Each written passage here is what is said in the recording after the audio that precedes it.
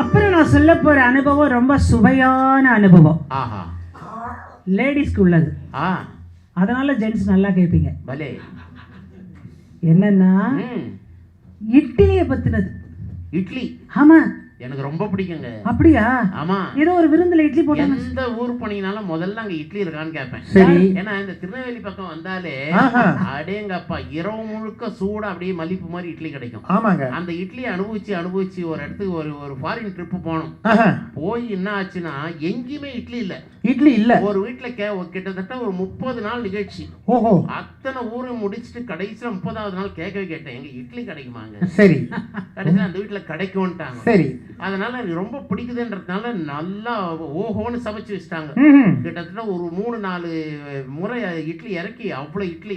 சரி. பிடிக்கும்ன்றதுனால என்ன பண்ணிட்டாங்க, 50 இட்லி எனக்கு வச்சாங்க. 50 இட்லியா? எங்க பிடிக்கும்ன்றதுனால 50 சாப்பிட முடியுமா? ஒரு 2 எடுத்துருங்கன்ட்டேன். ஒரு 2 எடுத்துருங்கன்ட்டீங்க. அந்த 2 தான் எனக்கு வந்தது. ஆஹா, பலே. 48 சாப்பிட்டு வந்தவருங்க. கணக்கு கரெக்டா இருக்கும் கணக்கு மாஸ்டர் அவரு.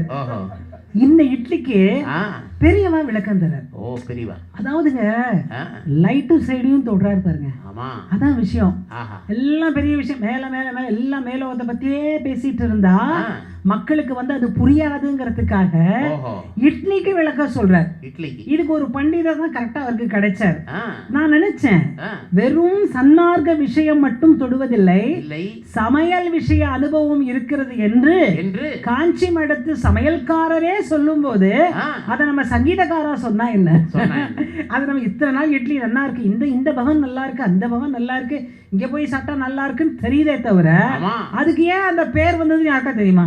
இட்லி தெரியல. எப்படி சார் நீங்க 48 சாப்பிடலாம்? கேட்க சொல்ல நல்லா இருக்கு. அது என்னன்னா பண்டிதர் ஒருவர் அழகான அனுபவம். நான் ரொம்ப ரசித்து அனுபவித்து சொல்கிறேன் இதை. ஏன்னா உங்களுக்கு எல்லாம் ரகசியத்தை சத்தமா சொல்றேன். நான் பயங்கர இட்லி விரும்பி, அதனால சொல்றேன். பண்டிதர் ஒருவர் மகானிடம் பேச வந்தார். சரி. பேசிட்டே இருக்கும் போது நிறைய விஷயம் பேசுவார். அப்பா கிட்ட கூட ஒரு வாட்டி அவர் பேசிட்டு இருக்கும் போது, உங்க ஊர்ல ராமாயணத்துக்கு என்ன பேர் தெரியுமோ? பெரியவா உத்தரவு கொடுத்தா சொல்றேன். அப்படிதான் அவர்கிட்ட சொல்ல முடியும், அப்படிதான் சொல்ல தோன்றும். தெரியலன்னா வாய முடியும் கம்முன்னு இருக்கணும். அது ரொம்ப அழகு. அப்படி வந்திருக்கோம் அப்படி வந்திருக்குமான்னு சொன்னீங்கன்னா ஒரே மடக்கிடுவார் நம்மள. பெரியவா உத்தரவு கொடுத்தார். ஏன் தெரியுமோ? சொல்லு அப்படின்னார். ராமன் வில்லை வைத்திருந்ததனால் அந்த ராமாயணத்துக்கு ரொம்ப முக்கியமான காரணம். அப்ப பெரிய ஒரு பாட்டை எடுத்து சொன்னாங்க. சரி. சொன்ன அவர் சொன்னாரா, சுப்பு இத நிகழ்ச்சியில சேர்த்து சொல்லு. ஏன் தெரியுமா ராமாயணத்துக்கு வில்லடிச்சாங்க கதைன்னு பேர் வந்தது? இந்த உலகத்துல ஒழுங்கா வில்லடிச்சவன் ராமன் தான். எப்படின்னா ஒரு வில்லடிச்சா சீத்தை கல்யாணம் ஆச்சு, ஒரு வில்லடிச்சா ராவணன் போனா. உலகத்துல ஒழுங்கா வில்பவரோட வில்ல அடிச்சவன் இந்த ராமன் தான். அதனால தான் ராமாயணத்துக்கு வில்லடிச்சாங்கத என்ற பேரும் வந்திருக்கிறது. இதை நீ நிகழ்ச்சியில சேர்த்து சொல்லு என்று சொன்ன பெரியவர் கதையை அப்பா புக் வரைக்கும் எழுதியிருக்கிறாங்க. இதெல்லாம் விளக்கம் நிறைய அழகா சொல்வார். வில்லடிச்சாங்க கதை. இன்னொன்னு தெரியுங்களா? கேரளால நாங்க திருவேண்டரம் போறோம் இப்போ. அங்க வந்து வில்லு பாட்டுக்கு சாக்கியார் கூத்துன்னு அங்க ஒரு முறை உண்டு. வில்லடிச்சான் கதை தான் பேரு. ஆமா, வில்லடிச்சான் பாட்டு. அப்படித்தான் இங்க கூட மகாலிங்கபுரம் ஐயப்பன் கோயில நாங்க வில்லடிச்சான் பாட்டு பாட போறோம். பாதி மலையாளத்துல சொல்ல போறோம். அதுதான் எங்களுக்கு மலையாளம் வந்து கலையாளம் மிக்க மொழி. அந்த மொழியை கத்துக்கிட்டு கொஞ்சம் நாங்க மலையாளத்துல பேச போறோம். எதுக்கு சொல்லணும்னா எங்க போறோமோ அப்படி இருக்கணும் இல்லையா? அப்ப இவர் கேட்கிறாரு, இட்லி என்று சொன்னீர்களே, பெரியவா கேட்கிறார், அந்த பெயர் எப்படி வந்தது தெரியுமா பண்டிதரை? உடனே பண்டிதர் வந்து ரொம்ப தெரிஞ்ச மாதிரி, இலையில் இட்லியை இட்டவுடன் இல்லை என்று காலியாகி விடுகிறது. இட்டவுடன் இல்லை என்று ஆவதனால் இட்லி என்று ஆகிவிட்டது அப்படின்னு ஒண்ணு அவருக்கு தெரிஞ்சத சொன்னார். ஏதோ ஒரு விளக்கம். இதுல எத்தனை பேர் இட்லி பிரியர்கள்னு தெரியல. எதை கேட்டாலும் இந்த மாதிரி ஏதாவது அட்ஜஸ்ட் பண்ணுவாங்க. ஆமாங்க, உடனே ஒண்ணு செய்வாங்க. சீவக சிந்தாமணியில் இருக்கிறதுன்னு ஆரம்பிப்பாங்க. ஏன்னா ஒரு வயலுக்கு அந்த புக்கை தொட முடியாது. ஏன்னா பார்க்க மாட்டோம். நம்ம தொல்காப்பியம் என்ன சொல்கிறது தெரியுமாங்க? அதுல நம்ம தொல்காப்பியத்தை போய் படிக்க போறோம் சொல்லுங்க, படிக்க மாட்டோம். நம்மளுக்கு என்ன டெய்லி வர பேப்பர்ல பாதி தான் படிக்கிறோம். எல்லாம் யூடியூப்ல தானே பாக்குறோம் பாதி செய்திய. இலையில் இட்லியை இட்டவுடன் இல்லை என்று ஆகிவிடுகிறது சுவாமி, அதனால் இட்டு இல்லை என்றால் இட்லி அப்படின்னு பெரிய ஒரு உதாரணம் மாதிரி சொன்னார். நான் சொல்லட்டுமா விளக்கம்? அப்படி மெஞ்ஞானத்தோட சொல்றார். சாதாரண இட்லி சார், இட்லி அது சன்மார்க்க இட்லி ஆகுது பாருங்க. இந்த விளக்கம் சரியா படலை. நீங்க சொன்னது என்ன போலவே பல பேர் அதை இலையில வச்சுண்டே இருப்போம், சாப்பிடவே மாட்டோம். நானே விளக்கம் சொல்றேன். பெரியவா சொல்லுங்க. உங்களுக்கு தெரியுமோ, பொம்னாட்டிங்களுக்கு சமையல்ல ரொம்ப சிரமம் இருக்குதானே? நிறைய சிரமம் இருக்கு.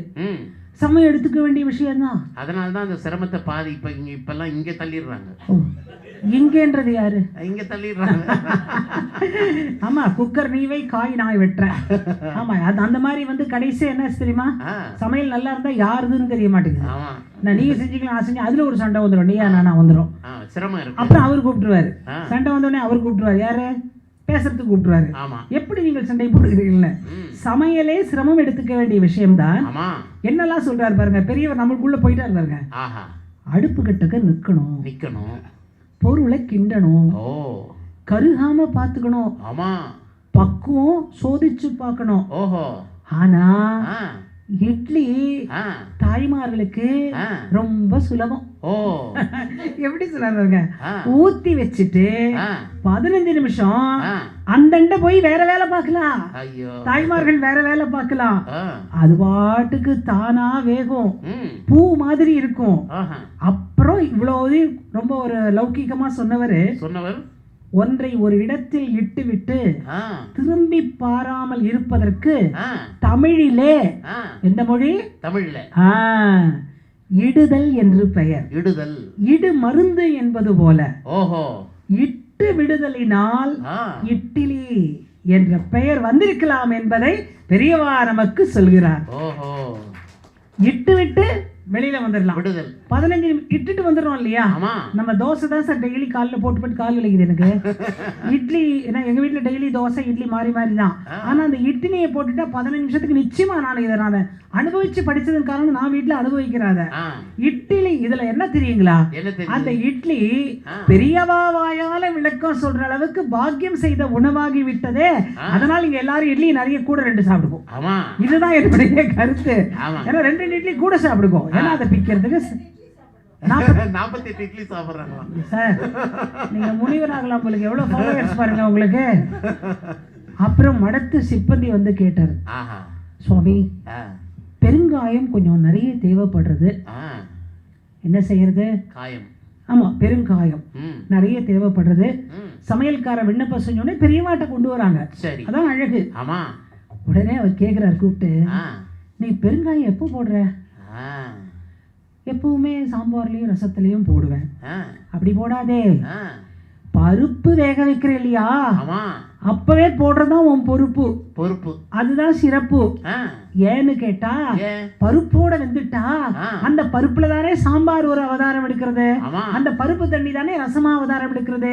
ரெண்டுலயும் பெருங்காயம் எங்க இருந்தாலும் மணக்கும்.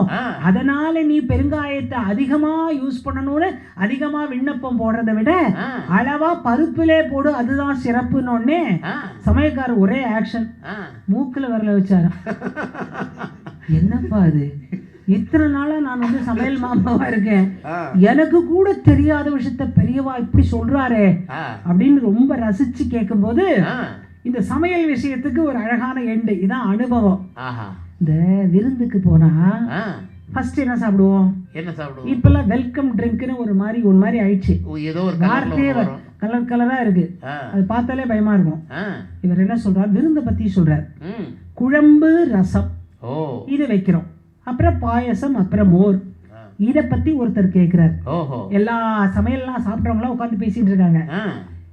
உங்களுக்கு என்ன தெரியுமா, குழம்புக்கும் ரசத்துக்கும் என்ன வித்தியாசம் தெரியுமா?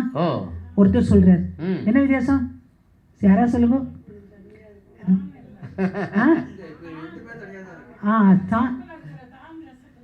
சபாஷ், அந்த தானை வச்சுதான் அவரும் பேசியிருக்காரு. அப்படியா? அது என்ன சொல்லியிருக்காரு பாருங்க. பக்தர்கள் கேக்குறாங்க, சாம்பார முதல்ல சாப்பிடு, ரசத்தை பின்னாடி சாப்பிடு, அதான் வித்தியாசம். ஒருத்தர் சொல்றாரு குழம்புல காய்கறி இருக்கும். ஆமா சொன்னாங்கல்ல, அது சொல்றாரு. பெரியவா விளக்க சொல்ற, இந்த விளக்கம் சாதாரண விளக்கம் இல்ல. பகவத்கீதையிலே சத்வகுண உணவுன்னு ஒண்ணு இருக்கு. சத்வகுண உணவு. ஆமா, 3 குணம் உண்டுல, தெரியும்ல. சத்வம், ராஜசம், தாமசம் உண்டு இல்லையா? தாமசம் ரொம்ப மோசம், ராஜசம் கொஞ்சம் பெட்டர், சத்வம் வந்து ஐயப்பர். டிசம்பர் ஆனோடனே ஐயப்ப சுவாமியே சரணமையப்பன் ஆரம்பிச்சிடலாம். அந்த உணவில இருக்கக்கூடிய உணர்வை நமக்கு சொல்கிறார். இதை நீங்க நல்லா ஃபாலோ பண்றதுக்காக சொல்றேன். உனக்கு ஒண்ணு தெரியுமோ, இந்த விஷயம் கேட்டவங்களுக்கு எல்லாம் சொல்றாங்க, மனுஷனா பிறந்ததுல இருந்து சின்ன குழந்தையில இருந்து உள்ளுக்குள்ள ஒண்ணு இருக்கும். என்னது? அது பேர் தான் ஈகோ. ஈகோ. அந்த ஈகோக்கு தமிழ்ல பேரு தான். ஆமா, நான் தான். காய்கறிக்கும் நம்ம தான் தான் சொல்லுவோம். ஆமா இல்லையா? அப்படிதான் நம்ம சொன்னீங்க. தான் எனும் அகங்காரம். ஏங்க, ஒரு குழந்தைக்கு பிஸ்கட் நீங்க கொடுத்துட்டு இப்படி எடுத்துட்டீங்கன்னா முத்தம் கொடுக்கணும்னா அப்படிங்குது. அதான் ஈகோ. ஈகோ. நீ பிஸ்கட்டை கொடுத்தா நடக்கும், அதுதான் அந்த மாதிரி ஈகோ. தான் எனும் அகங்காரம் ஒவ்வொரு மனிதனும் பிறந்த பொழுதே ஆரம்பிக்கிறது.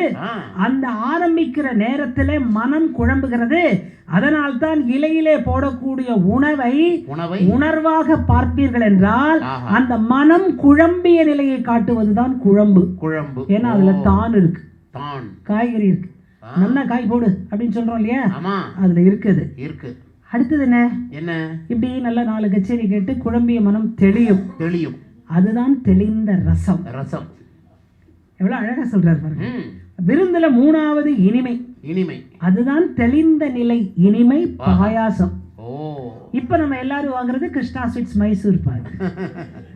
நான் எங்க அண்ணன் கிட்ட சொல்லுவேன், முரளி அண்ணா கிட்ட, அண்ணா நீங்க மைசூர் பாக்கை விட இனிப்பானவர் சொல்லுவேன். குணம், சாந்தம், சாந்தம் அது தேவை. கடைசி என்ன சார்? என்ன? மோர் சாதம். இதுக்கு ஒரு விளக்கம் சொல்றாரு. நம்ம எல்லாம் படிச்சிருப்போம், ஆனா இந்த விளக்கம் நாம படிச்ச வரைக்கும் பெரியவா சொல்லிதான் எனக்கு தெரியும். மோர் தானே லாஸ்டா சாப்பிடுவோம். எங்க அப்பா கூட சொல்லுவாங்க, குழந்தைகள் எல்லாம் பருப்பு சாதத்துல உட்கார்ந்துருக்கீங்க, நாங்கள்லாம் மோர் சாதத்துல இருக்கோம்னு சொல்லுவாங்க. அது உடனே வந்து எல்லாம் உட்காந்துரும் பயந்து போய். அந்த மாதிரி பெரியவா சொல்றாரு, மோர் சாதம் நிறைநிலை இறுதிநிலை. மோருக்கு ஒரு தனித்தன்மை உண்டு. பால்ல இருந்து வர்றதுதான் தயிர், அதுல இருந்து வர்றதுதான் மோர். அதே மாதிரி நெய், வெண்ணெய் அப்படின்னு போகுது. அது ஒரு கதை உண்டு, அதை நாளைக்கு சொல்றேன். ஆனால் மோரில் இருந்து எதுவும் எடுக்க முடியாது. மோர் அண்ட் மோர் யோசிச்சு பாருங்க, நோ மோர். மோரில் இருந்து எதுவும் எடுக்க முடியாது.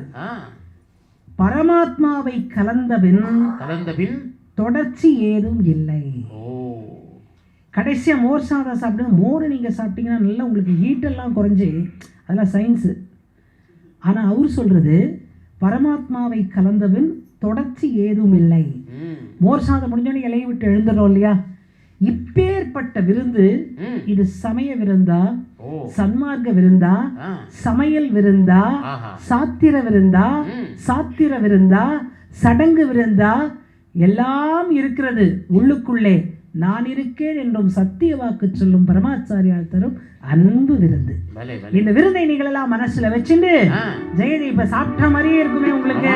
அந்த சாப்பிட்ட உணர்வோட அடுத்த அருமையான அனுபவத்துக்கு ஜெய ஜெய சங்கர கோஷம். ஜெய ஜெய சங்கர ஹர ஹர சங்கர, ஜெய ஜெய சங்கர ஹர ஹர சங்கர, ஜெய ஜெய சங்கர ஹர ஹர சங்கர, ஜெய ஜெய சங்கர ஹர ஹர சங்கர, ஜெய ஜெய சங்கர